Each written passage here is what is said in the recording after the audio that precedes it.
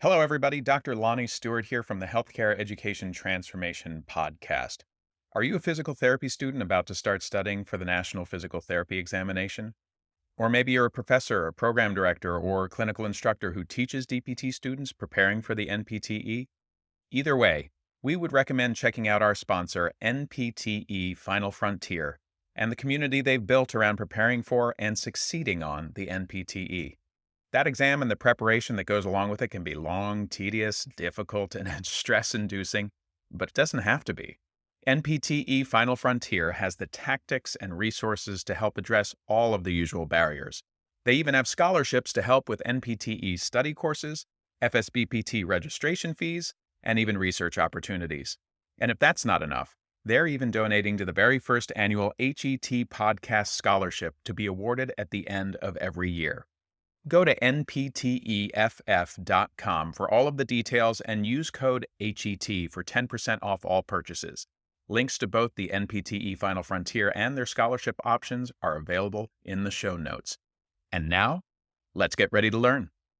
Hello, everybody, and welcome to another episode of the Healthcare Education Transformation Podcast. I'm your host, Dr. F. Scott Field, and I've got with us another repeat guest, a friend of the podcast, somebody who helps out behind the scenes more than I can even say, for the first time ever appearing as Dr. Franki Kaspar. Frankie, how the hell are you? Oh man, happy to be here. Happy to have passed. I'm on cloud nine this week. Yeah, so essentially, we've been following Frankie's journey for a little while, and we're going to continue to do so because she's just an amazing story and has a lot of fun stuff going on in her life. But we really kind of wanted to capture the journey of like PT student to professional and passing the board exam, and then going on to do maybe a specialty and then maybe a terminal degree. Like who knows what's in the future? But we have some loose goals, we'll call them. It's a lot to take in. So tell me a little bit about your transition from student to now doctor of physical therapy. The last couple weeks, give me the rundown. What's it been like? Tell me your experience. Yeah, so the last couple weeks have been a transition in and of itself. I've been studying full time for this exam the past couple weeks. So you're a student, you're in class, life is exciting, you're doing a bunch of different things. And then I went from that to sitting at my desk, which I'm at now, which I could happily return to now. I wouldn't even look at this desk the past week waiting for these results.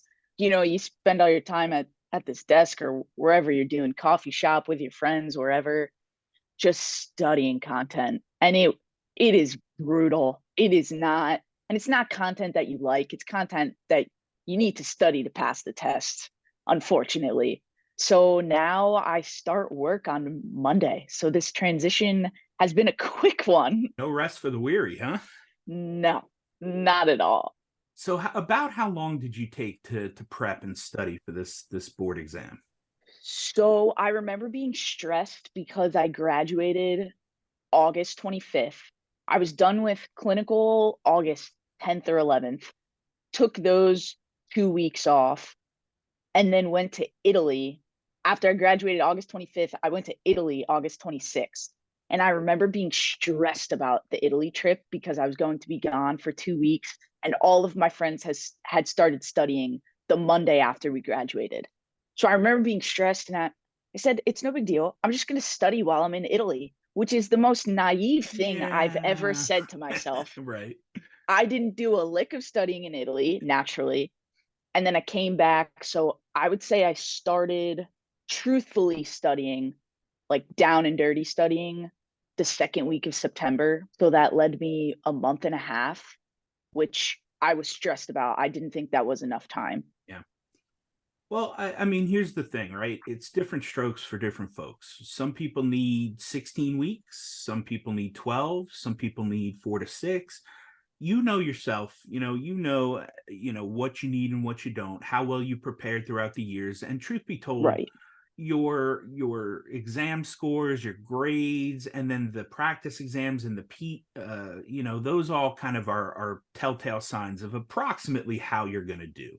I know it's different times. Obviously, when I took it, you could sign up for it whenever. You could schedule your time out when you wanted to take it, and so I could plan for how many weeks I needed. And It was still a mess for me. And most of it was just testing anxiety. And I obviously back then didn't know I had ADHD, and now I do.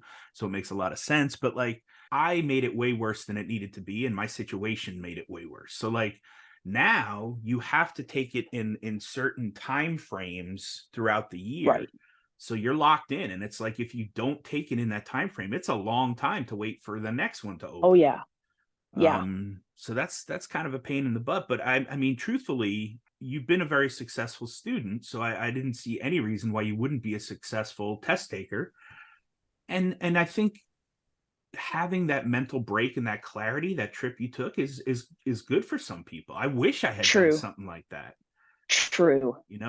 That to me, when I take those mental breaks, and I'm learning that more now, the mental breaks give me like a way to clear the blockages and just like get rid of the things I need to, and then bring it back in and focus. Right. So Right. obviously stress is normal, right? You're sitting there, you're studying, you're getting ready, and you're like, oh, I don't know if there's enough time, I'm stressed, right? Tell me Yes. about those feelings from like sit down and start studying to going through the exam and taking it. Like, what did you feel? What did you go through? When I started studying, I realized very quickly I was not studying. So I was reading words, which I feel like I never developed the good habit of what studying actually is in Yeah. school. I was unfortunately, I would say, like a memorize and dump kind of gal through school. I Yep. hate to say it, but I Guilty. just was. I was fortunate to retain a lot in class. And then, I would sharpen up skills a couple days before exams. And this was an entirely different beast. So I remember I studied, or so I thought I was studying, for like 2 or 3 weeks, and I took a Pete, and my Pete did. I think it actually decreased 1 point from the Pete I took cold at the end of the program that the program Yeah. makes us do. Yeah. And So I was like, now "You've got to be kidding!" imagine that, but in real life. I missed the NPT my first time by one question. I was like, oh, I didn't even study. Because I knew I was going from master's to DPT, transitional DPT. So I had time. Oh my So I missed it gosh! by one. So I'm like, all right, no big deal. This time I'll study, I'll buckle down, and I'll pass it no problem. I did worse the second time I took it and actually focused and studied. I missed it by like 5 or 6 questions. So Oh that's where my the anxiety gosh! started rampant for me. I was like, holy shoot. Yeah. I didn't study and I did fairly well. I did study, I did even worse. Now what? Yep. Yep. So it was a mess. But Yes. take me through the actual test. Like you go in, did you prep for like things like how to get there, sleep, diet, exercise, breathing, stress management? Did you do any of that stuff outside of the content? So every time I took the Pete, I took 4 Petes in Hmm. my prep and 3 score builders. Hmm. And every time I took those, I wanted to practice the rituals that I was going to do in the boards themselves. So each time I took the Pete, I got up and walked around after each section. So 50 questions, I'm done. I'm getting up, clearing my head, walking, and then returning. I can't do 100 straight. I just won't do it. So during the test, I got up every 50 questions. And then I remember one section was absolutely defeating me. And my program director, Dr. Malik, is like, whatever you need to do to get in your happy place, whether it's praying, whether it's deep breathing, whether it's opposite nostril Hmm. breathing, whatever Hmm. you do, whatever works for you, you have to do that. So I remember I was getting defeated in section 3. And that's the section that I despise because you're coming off of the break. So in theory, you should feel good, but you have 2 whole sections ahead of you. And that feeling is horrible. So I remember I was getting defeated in section 3, and I leaned back. I'm in the middle of it. I'm on like question 20 something. And I lean back. I had just botched like 5 questions in a row. I lean back. I do my deep breathing. I close my eyes. And then I come back. I finish the section and I get up and walk. So I think the deep breathing, when I realized I was starting to get defeated, and the getting up every 50 was huge for Yeah. me. Yeah, absolutely. First off, we go back to the very beginning, right? Rote memorization. We've told you this time and time again. I preach it on the show. Everybody knows rote memorization is not learning, folks. No, It no. took me getting through an EDD program to figure that out. So don't Yes. read and highlight and memorize and read and highlight and memorize. Don't do that stuff. Yeah. Look for the higher connections. Look for the learning, right? Right. Then you get into the test, and you said some very very key things there. The deep breathing, the stress management stuff while in the test, and recognizing you have to get up and move around after each section, right? Break it down into those 50 question section bits, and then get up, walk around, to, focus. Because I don't think people realize that even while you're taking practice exams and stuff, it is very hard to stay focused for 5 to 8 hours on one Oh thing, yeah. right? Yeah. And so now the test is 200 questions, is that right? Or is it 250? 250. Right. So, and 250. and of the 250, 50 of them don't even count. They're using those for like Correct. experimentation to see for future, but you don't know which ones those are. So you've got to Right. take every section like it matters, and I'm not sure, maybe you know this, but I don't know if a whole section doesn't count or if it's questions sprinkled in throughout the entire 250 that don't count. That would actually be a good question to ask the FSBPT. I'll have to see if Yeah. they have released any of that information. But regardless, so taking those breaks after each section is huge. Getting up and moving, walking around, because again, we know that the brain works better, with a little blood flow, with some movement, with Oh yeah. exercise, even if it's light and gentle. Just doing something, clear your head, take a break, take a moment, shake it off. Like Taylor Swift says, and then get back to Of work. course. Right. Yes. All right. So you get, through the first couple sections, you have that speed bump, you regroup, you refocus. Now you're on the path to finishing it out. What was that like? What was the final stretch like? The final stretch was brutal, and I think it was brutal because obviously this is far more high stakes than my Pete's were, but I was taking my Pete's, I was averaging maybe 3 hours, and this I took close to the whole five for the boards. I think I took like 440. And I just remember section five. Traditionally, I love section five Hey, you're because it's almost my done. last section and I see the light at the end of the tunnel. But this section five, I've never tested that long. So, in hindsight, looking back, I should have prepared to be seated with my mind working for 5 hours because Yeah. I've really only practiced three and a half. Yeah. So, the last push was a struggle for me.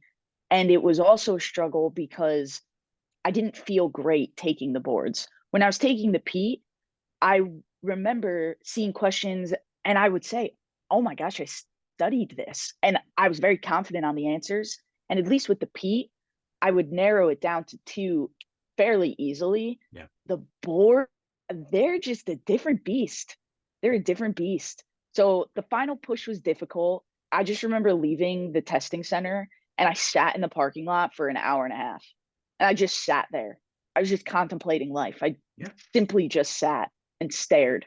Pretty normal response. You bring up a lot of good things there, right? One, the Pete practice exams are invaluable. The more repetitions you can get of these difficult type questions, the better. Like there Yeah. was a study out about the GMAT, I think it is, the test you take to like get into an MBA program or something like that. And there's a certain number of questions where if you just take at least this number of practice questions, you're bound to do well. You're bound to do very Right. well, right? Same thing with this. Right. It's just like the SAT. This is a relatively coachable test, right? Yeah. And so Yeah. the more reps and the more practice you get, you just start to see how questions are written and how they ask them and what they're looking for Right.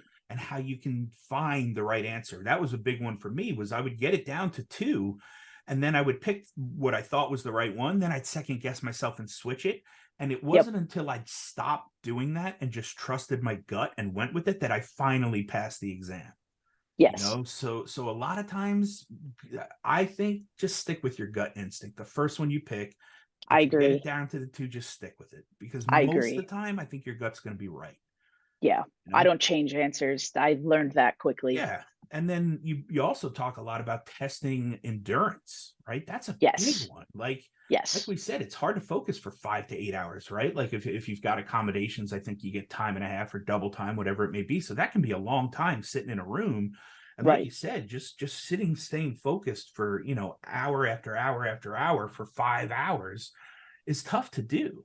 So Yeah. like prepping for that test anxiety, if you don't take those tests and those repetitions and try to time it out and map it out 4 or 5 hours, it's going to be tough to like bring it across the finish line. Were you able to get like a snack or anything like that, like in the middle during your break, like Yes. a granola bar or something, or just some sort of pick me up, a healthy pick me up? Yeah, so during my break after section 2, you get 15 minutes. I walked around the building and I was eating an apple and trail Yeah. mix. And then after each section, after every 50 questions, my program director, Dr. Malik, said, get a mint, Yeah. something minty Yeah. to stimulate something different going on.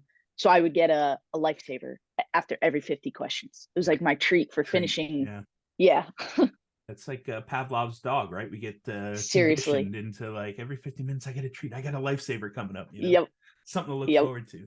All right. So you finish the exam, you go outside and you contemplate life for the next hour and a half or so, right? Oh yeah. I kind of did that after each time. I definitely would leave the testing center feeling like I got hit by a truck. Yes. I honestly didn't feel like I did any better or worse on any of them. I just felt like, holy cow, that was a lot.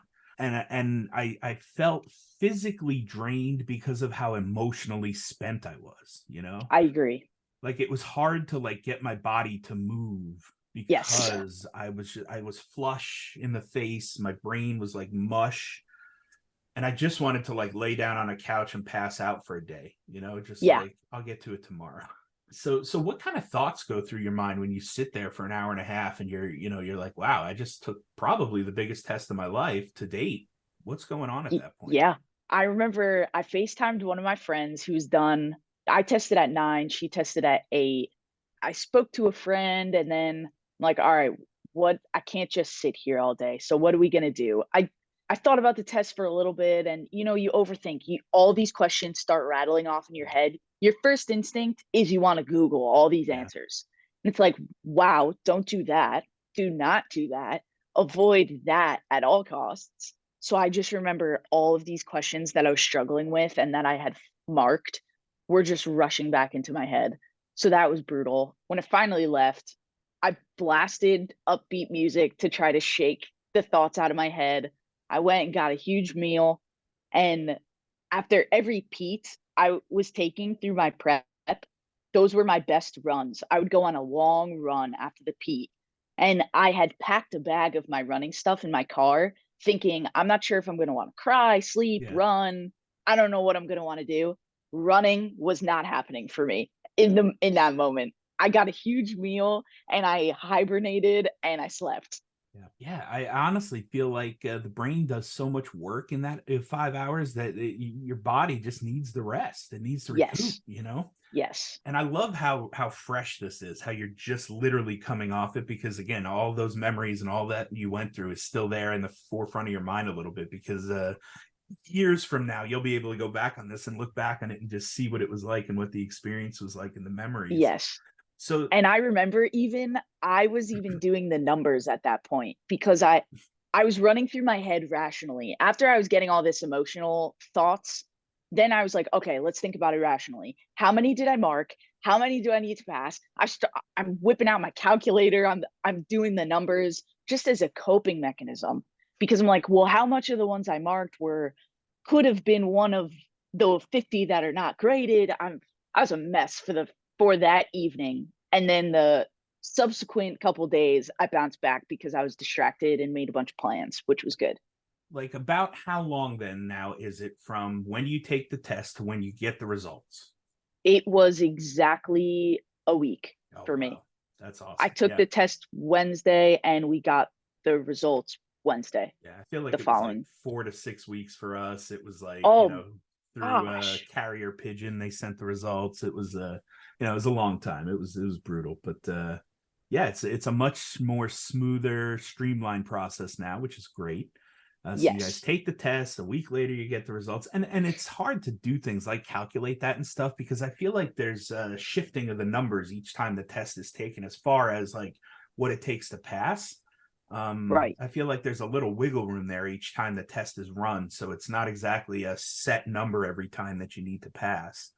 So now you finish, a week later you get the results, you find out you passed, you're ecstatic, and now you start work on Monday.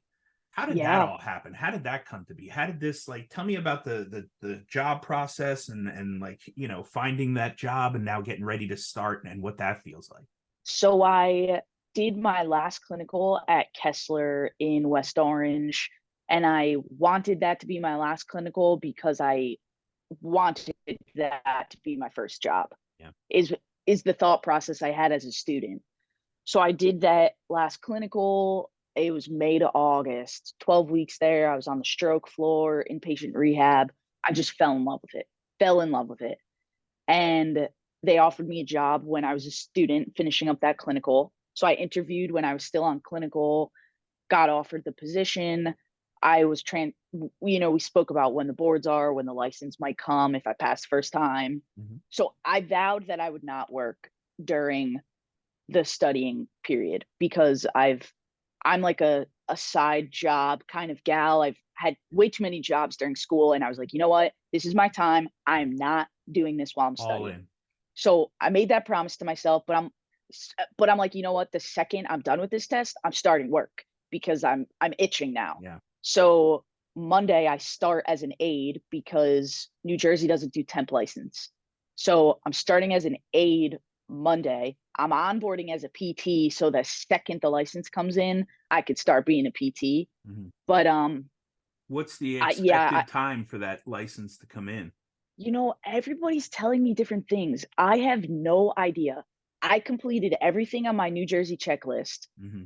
People have been telling me 1 week. People have been telling me a month. I have no idea. I have no idea what to expect. Yeah. So all I know is that I have to be working because if it takes more than a month, what am I going to do? Yeah. Yeah. I mean, I'd rather be working. And now for a quick shout out to our newest sponsor, Varela Financial. If you're a physical therapist and you have student loan debt, you got to talk to these guys. What makes them unique is that they view financial planning like running hurdles on a track. And for PTs, the first hurdle many of us run into is student loan debt. Varela Financial will help you get over that hurdle. They not only take the time to explain to you which plans you individually qualify for and how those plans work, but they also take the time to show you what your individual case looks like, mapped out within each option.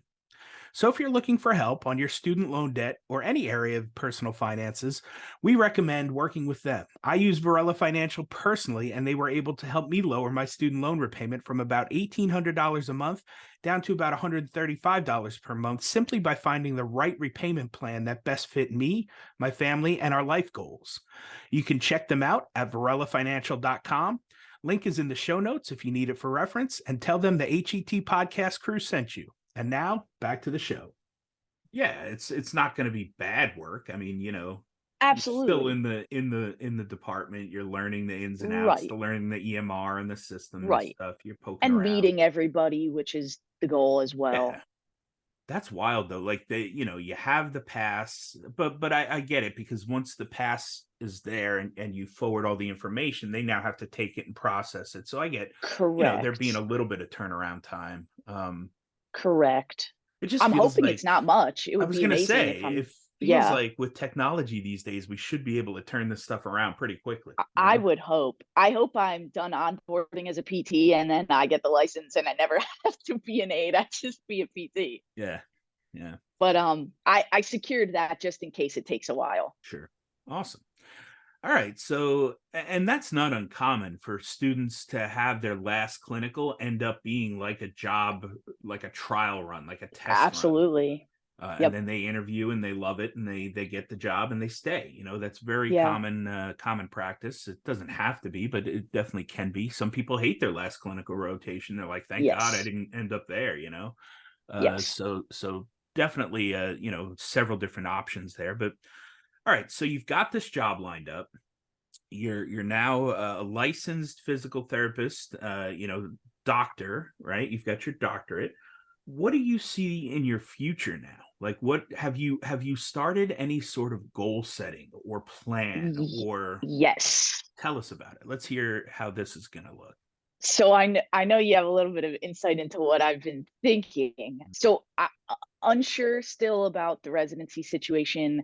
Kessler has a residency, so that's on the table as a goal. A Regardless specific residency of or how multiple different ones? What do they have? they have a neuro residency. Okay. So regardless of the route I take to get there, the goal is neuro board certification. Okay. So I see that in my future. However I get there, whether it's self-study, whether it's residency, neuro board certification, I see that in 2 years. Right. That's my 2-year plan. Then the window kind of opens because I see myself end game, it's academia. Just the route, I'm not sure the route. I could see Yeah. myself peeking in as guest lecturers here and there. I could see myself TAing to get my foot in the door. ELC was at first I was like, student has no place being at ELC. And then I went to ELC and I got to pick the brains of all of these folks in academia, which was the greatest thing. And it really kind of helped me set my goal or at least show me my options. Yep. So that's end goal. Board cert, first goal, end goal, academia. The middle stuff, I'm not sure.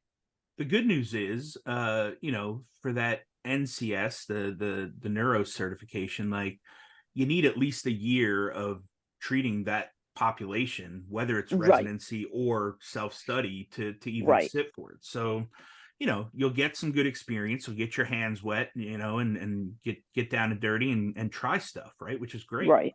Like you said, the in between becomes fun because you can take it 10 different ways and it doesn't Yeah, matter how you get to the end goal. right. And I would even argue it's better to do a couple years, as a clinician before you jump into academia for sure, because you need to have a little bit Absolutely. of real life experience to see what it's like. If possible, it's even best to keep practicing while you head toward academia and get into academia. Right. Just again, so you can have your finger on the pulse, right? So that you can Absolutely. show your students that you're still treating. I kind of try to do that with my mobile business. I treat a Right. couple of patients a year now. It's not anything wild or crazy, but I do like to keep my skills up and my manual stuff up. The best part about it too is that you decide the path. There is no right or wrong path. Definitely dabble as like a lab assist or guest lecturer. That's a great way to start, your teaching career, is just try some different things at some different universities. And it pays pretty nice as a nice little side gig, but also it, Yeah. it, it gets you reps, it gets you experience. Because I will say this: the one thing I learned after 15, 16 years of treating patients and then transitioning into academia, I had an EDD and I just thought I knew all the things so I could just teach them, right? I have all this experience in Right. geriatrics and, acute care and, sniffs and home health and all the things, outpatient, ortho, you name it. I did it all, right? So I just assumed I could show up on day one and teach. Well, that was a rude awakening because it was literally a dramatic shift in jobs. It was an occupation change. It was Right. not as easy as I expected. There's a lot that goes into academia. And I will say that APTA's Educational Leadership Conference is a great place for somebody who is interested in academia and just doesn't know yet. It's open to clinicians, it's open to students, it's mostly academicians. It's a bunch of like dorks and nerds geeking out about education, which is my homies, right? That's my people. I love That's it. and Love I it. I actually personally like that conference better than CSM because it's way more intimate. It's 1,500 people as opposed to 15,000, and I love the conversations throughout the day and then into the evening because it's like everybody there is trying to fight the good fight and like make education better. Right. And everybody's got their like thing or their way of trying to do that, and I love that because it's not just one way to fix it. It's multifactorial. We have all these issues we got to address, and luckily some of the brightest minds and smartest people are working on each of those issues. So Yes. I love that conference. I learn a lot there every time. My network grows every time I go. We have a lot of people. We meet a lot of people for the podcast, which I love. So we have a Right. lot of episodes now lined up over the next couple months for people that we've met through ALC. So it's been great. And I think realizing that teaching, the act and art and science of teaching, is a skill, and it's a skill set that has to be learned. Like I said, I thought I could just show up day one and do it. It's not the case. It is an art. You have to find your own style and flow of teaching to really transfer the knowledge and make it Right. stick. And I'm still working on that. That's a work in progress, and obviously will be for the rest of my life, right? If we say we're going to be lifelong learners, that applies to being lifelong teachers too, True. because you've got to keep working on getting the feedback and what works and what doesn't, and adjusting and finding your own flows. So that's definitely a little bit of a tidbit that I wish I had known when I had gotten into it. Is you'll either love it or hate it, and then once you love it and you go that direction, it is a drastic change of career, so you have to be ready for that. And there is a lot of other admin and stuff that goes along with, teaching, because it's not just teaching. When you become a full-time core faculty member, half of your job is teaching. The other half is divided between research and then service to the university and to the students. Right. So, those are three pillars of teaching, and there's a lot of that stuff that I didn't even realize that goes on. So, it's when your professors seem like they're stressed or slacking, right? Realize that there's other stuff going on beside just your class, I promise. So Yes. cut them a little slack. Yes. Um, but yeah, so I love the plan. I love the life map out, and you have the rough goals in mind. How you get there, the winding path and journey, totally up to you. And the cool thing is that the more you practice, the more you do things, the more you grow your network, more and more opportunities will come to you along the way. And, Yes. and if you don't have that North Star of that end goal of what you want to do and what you want to become, it's hard to kind of decide which opportunities to say yes to and which opportunities to say no to, right? Right. Because if it's going to move you toward that North Star, then it's a hell yes, right? If Right. it's going to pull you away from that North Star, even if it's a good opportunity, it may have to be a no. And again, just something I wished I knew earlier in my career, because I said yes to everything. Well, Um, and that's what I think my first challenge is going yeah, to be as a new professional is as a student. At least I feel as though I had more time as a student to say yes to all these yeah, things, and they single-handedly aided my transition to new professional and allowed me to build this fantastic network. But now as a new professional, I starting a full-time job, I can't be saying yes to all these things that I was saying yes to as a student. yeah. So I'm gonna have to learn that skill of finding my North Star and staying true to it. Yeah. And here's the cool thing too, like you said, like it is a winding path, and how you get there is not going to be linear, and that's great because it can morph and adapt and change a little bit. But for the most part, it's going to be rooted in your values and your vision. Having good core values and knowing what you stand for will certainly help drive that as well. So even if the North Star changes, and let's say it starts out as like, I want to be the best neuro specialist I can be, and then you get along the line and you realize like, oh, like I actually really kind of like the peds portion of neuro, and so now like you're shifting a little bit, right? Like you never know what's going to happen. I was a sports ortho bro for life. I was going to be the New York Mets PT. I just knew it, Oh right? wow. And then, life kind of threw me some curves. I had some different opportunities come my way that I said yes to. And I end up in the geriatric setting, and I actually really loved the geriatric population. So that was unexpected for me. And then I Right. thought I would never teach. And now here I am teaching full time. So like Right. my North Star has definitely changed and morphed over time, but now I've got one. I've got, that concrete goal and vision of trying to help as many people as possible just, enjoy the profession and pay down their student loans quicker and more efficiently. So that's not a stressor for them, and they're not leaving the profession or feeling burned out or whatever it may be. So that's really Right. how I feel I'm going to make the most impact in the world of healthcare and physical therapy. So that's my North Star. That's where I'm heading. That won't ever change for me. I love that. I found my thing. Took a little, I was an English major when I started, so like it was not a traditional startup anyway.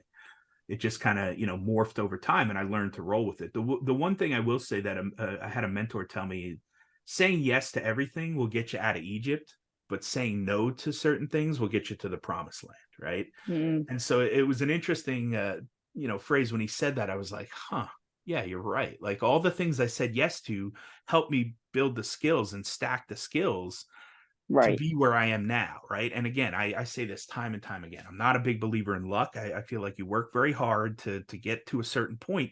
Then when the opportunities present themselves, you're ready to pounce on them because you worked so hard to get there. You put Right. yourself in the right room with the right people and the right skill sets to say yes to the right opportunities. And so I think that becomes an easier way to know when to say yes and when to say no. And it's not easy at first, for sure, because you just don't know what you don't know. And so you're starting out as an early professional is fun and exciting, and it should be. But you have to have those goals. You have to have that values and that North Star to start, so it gives you direction. What challenges do you foresee? What do you think may be coming down the pipeline that you may have to like overcome or worry about over the next, 5 years or so? Burnout certainly Hmm. is top on my list. Again, saying no is going to be something I learned quickly. I fear that I'm going to want the next thing sooner than I think. I think 5 years of practicing, I'm going to be itching for the next thing. That's what I fear. And not that I fear it, but I think those will be challenges that I face in a 5 year window. Yeah, I love that. Luckily, there's a lot of really good resources on burnout and how to avoid that. Yes. Rebecca Griffith and I just presented at the TPTA on that. Oh, And a lot of it yes. has to do with leaning on your North Star and knowing your values, and Right. kind of sensing and witnessing like knowing yourself and when you're starting to get and show some signs of burnout and how to quick, avoid it. There's some low hanging fruit ones, right? Exercise, deep breathing, all this stuff you do for Right. stress management. But, Right. but then you need bigger bricks and bigger blocks to build, a strong foundation to beat burnout, because we're seeing it more and more. And a lot of it is because they don't have direction. They don't have that joy and that love for what they do, or they have outside stressors like student loans or like life in general, and they're not sure how to handle them very well, So just having those bigger goals and the map to get there and really like laying that out can really help you in times when things do get tough. Because if you don't like it, if you're not passionate about it, if it's just kind of a job and you're just clocking in, clocking out because you need the money to pay back student loans, that's not going to fulfill you like that. No, You're no. not going to be happy doing that. I chased the dollar for 8, 10 years, and it was the worst decade of my life. I made more money every time I switched jobs, but I wasn't happy. I wasn't in settings I Right. enjoyed. I wasn't at places I enjoyed. The cultures there were not great. It wasn't until after I realized, like, hey, why don't I just do things that make me happy? Why don't I do more of that? That's Yes. when I sat down and Yes. reevaluated. That's when things really got, fun for me. And that's what has kept me fulfilled ever since. So, all right. So now we've got big picture, big plan. What about external things outside of the job, outside of physical therapy? What are things that you want to do now more of? What are things that you want to get back into? Or like, what are like hobbies or just things that like you really want to do that are unrelated to the world of physical therapy? One of my best friends, she was home studying for her NCLEX, and to get out of the house while we were studying, we would go on daily walks. And now that the weather's breaking, like, you know what? We need to find a winter hobby. So we're picking up pickleball. So Awesome. that's something I'm looking forward to getting into. So my transition from school to home, where I'm living now, I'm excited to join a gym and start my routine. Like, it sounds small, but I've been craving getting out, going to the gym, going Yeah. to work. Like, that's just a routine that I like. Bringing back the weekly trivia nights, that's something I love doing. Yeah. Yeah, my dad plays guitar, so he goes to open mic nights once a week. So I'm finally looking forward to doing that. Yeah. Just things that are totally removed from the field, totally removed. And granted, I still look forward to my evening meetings that I have during the week for whatever, whether it's APTA or something PT related. I love that stuff. Yeah. But it's nice to have things to look forward to that are completely removed. Yeah, and that's part of beating burnout, right? Is having hobbies, having other interests, like completely removing yourself from the profession at times, Right. that becomes super important. And I think, like for me, I just remember when I was doing my dissertation, I didn't read a book that I wanted to read for 3 years. Like it was either journal articles or textbooks or whatever Yep. I had to read to like get to the next portion of my dissertation. It was awful. And as an English major and somebody who loved to read, that was brutal. That was a tough 3 years. And I remembered as soon as I finished my dissertation and I was done, I picked up Da Vinci Code because everybody had been talking about it. I heard it was a great book, and I read it in like a night. Like I couldn't put it down. I was like, wow, that's what it feels like to get back to reading again. Like, and I'm a slow reader. So Crazy. for me to do that, Crazy. it was nuts.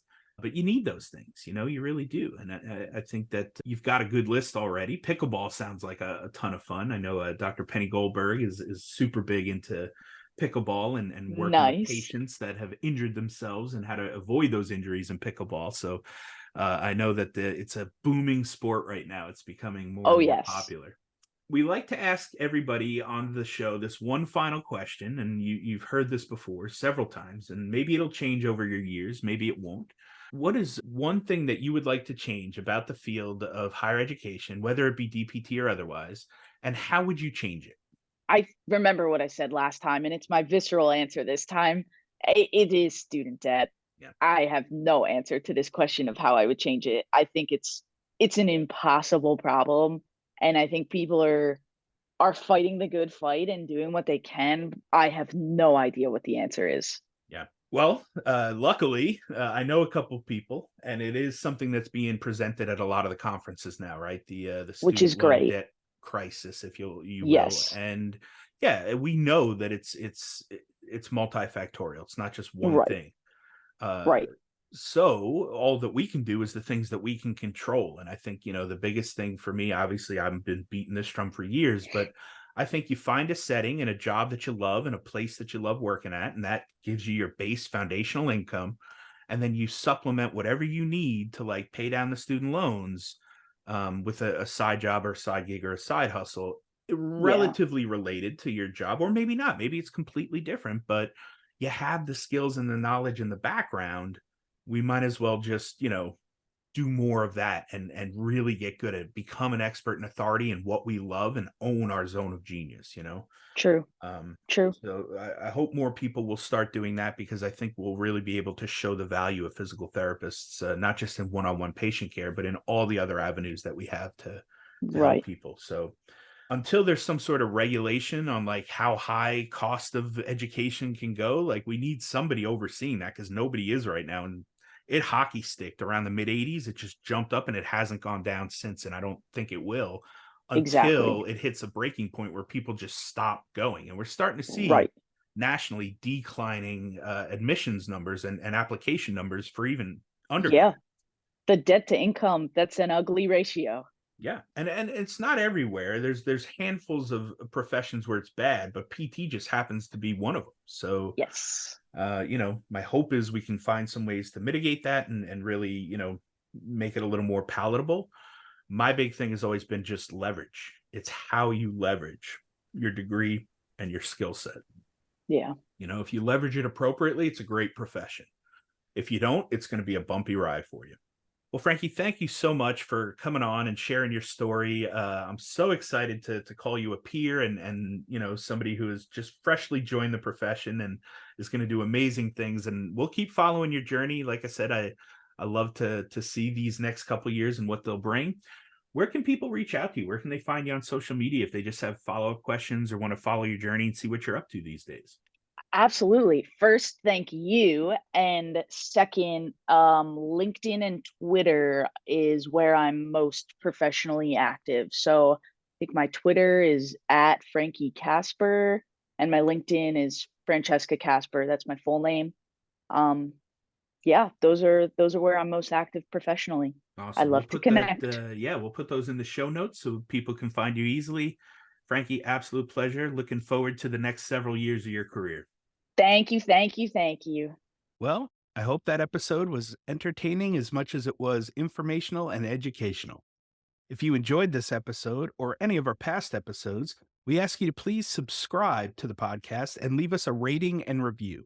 And please share out the episodes to those who you feel may be able to benefit from them.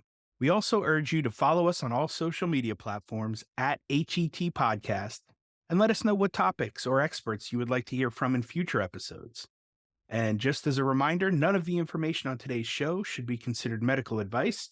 It's simply infotainment or edutainment to help educate our audience. For medical advice, we always advise you to reach out to your preferred medical professionals, and we'll see you on the next show.